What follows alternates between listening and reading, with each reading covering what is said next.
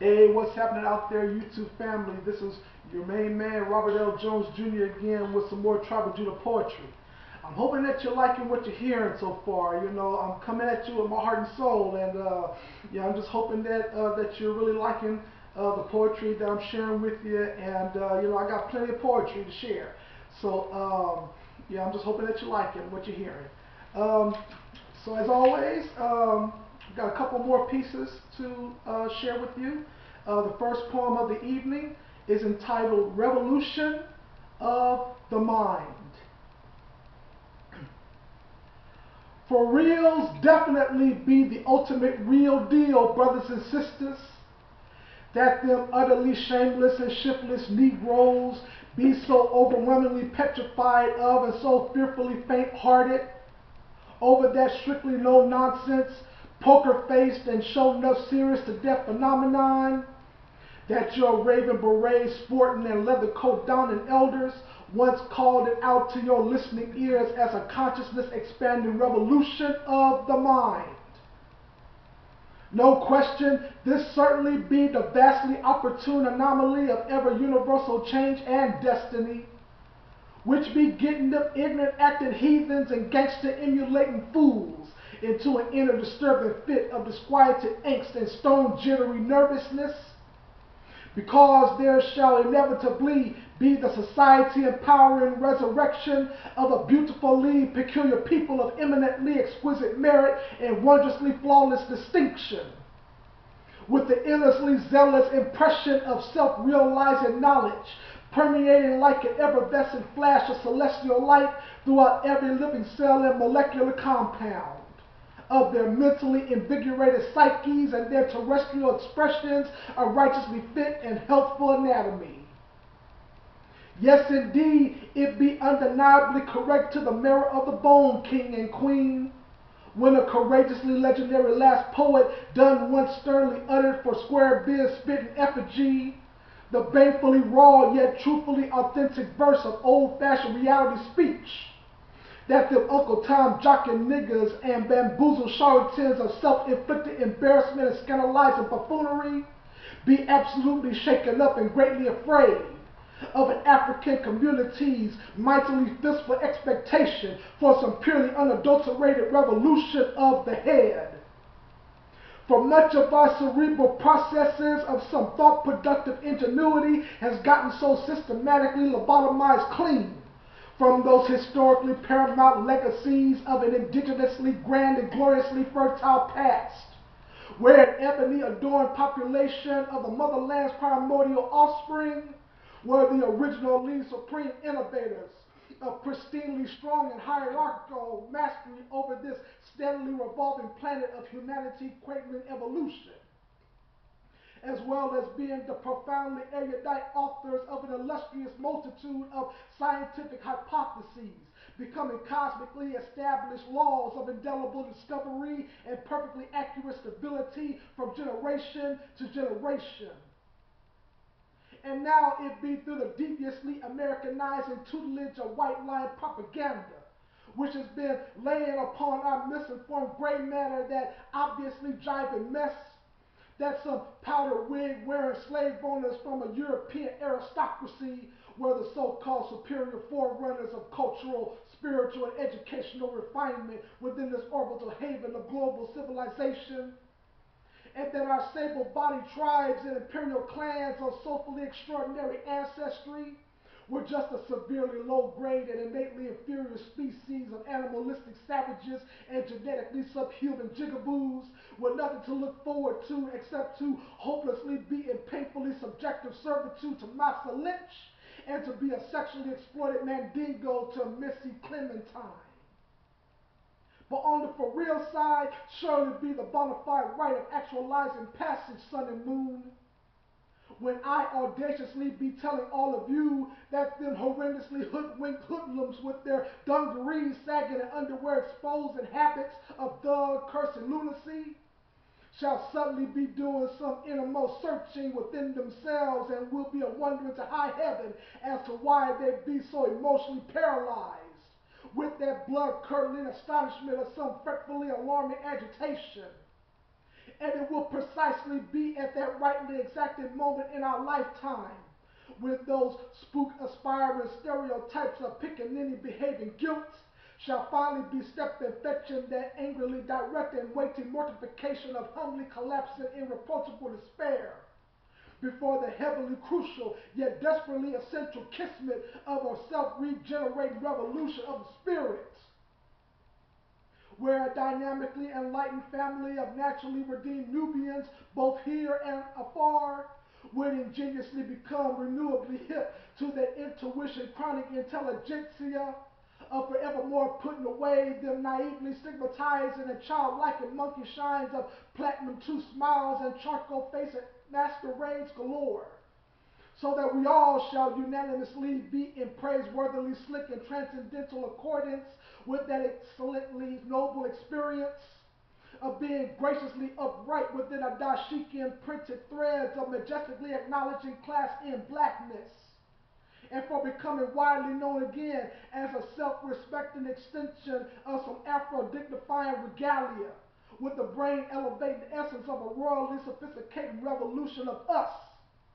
burning on so eternally hot within the marvelously abiding habitation of our pridefully exclaiming hearts of shaka, sizzling fire, and scintillating splendor from generation to generation.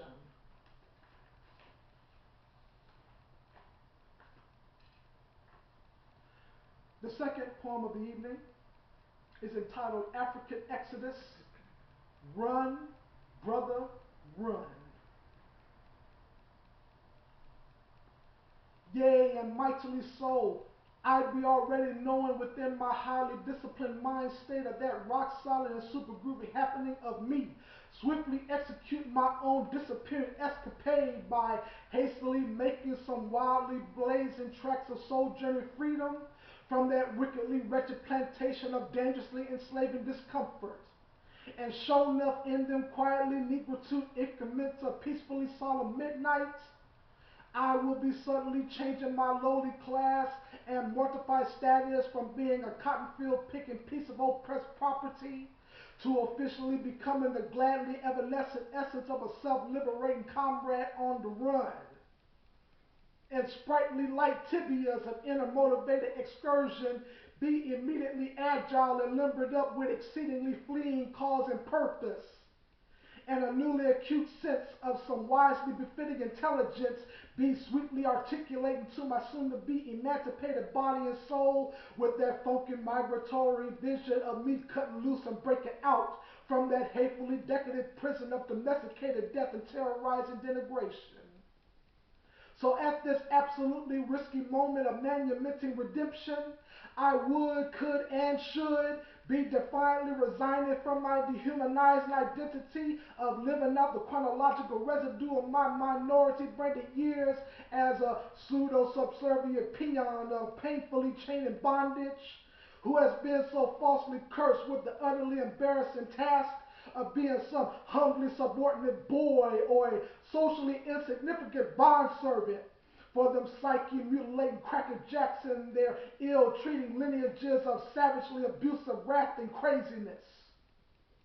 So with that in my eagerly adventurous brain, I'm going to get gutsy enough to unceremoniously offer up the proudly stout acclamation of a tastefully arrogant farewell to the sinfully darkened doorposts and lintels of that purely evil chateau of deeply hellish reputation. And I am fearlessly willing in taking that opportune chance of a million to briskly skedaddle through that greatly precarious and stone treacherous turf of menacing bushes, thorny briar patches, and those ever ominous timbers of cadaverous agony, which murderously bear the grim and ghastly fruitage of my lynched out kinfolk and massacred peoples of African heredity. And amid this grisly macabre of asphyxiating violence and madly haggard destruction, I nevertheless be so supremely focused upon my desperately surviving desire to quickly follow the constellating sparkle of that celestial drinking gourd in a nightly timid atmosphere, and be powerfully inspired to confidently bid my sufficiently prepared cipher that enthusiastic creed of a happily hearty Godspeed. as I gather up enough emboldened zeal to bravely disregard that devilish master's disastrous threats of bloodthirsty homicide, and I would rebelliously prevail within my unshackling success in brazenly challenging his angrily putrid stink of horrifically crafted authority by running post-haste in that tenaciously accelerated pace of an enfranchising departure from all of those thoughtfully adopted delusions of fallacious nonsense,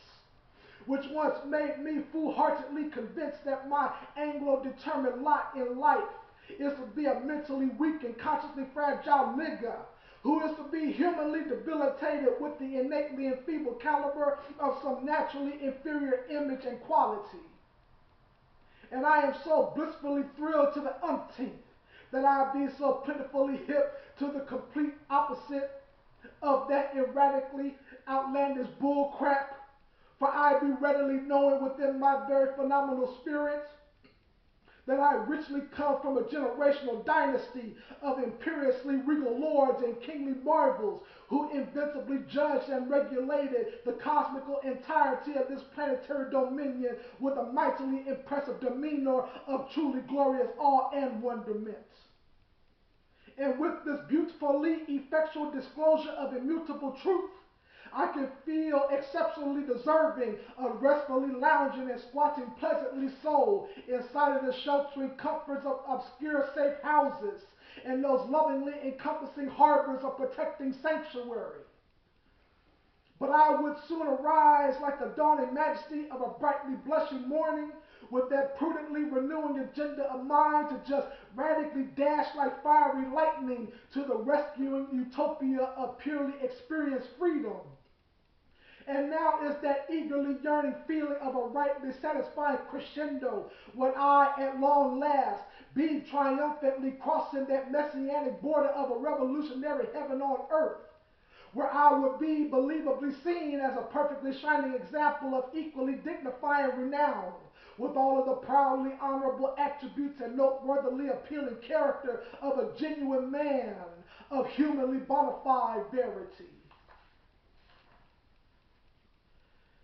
Thank you so much for listening to these pieces. I hope you like what you heard. I'll be coming at you with some more poetry with this Tribal Poetry channel. Please like, subscribe, and share these videos as well. And also please give me your comments. And thank you so much for listening. And until the next time, I bid you shalom.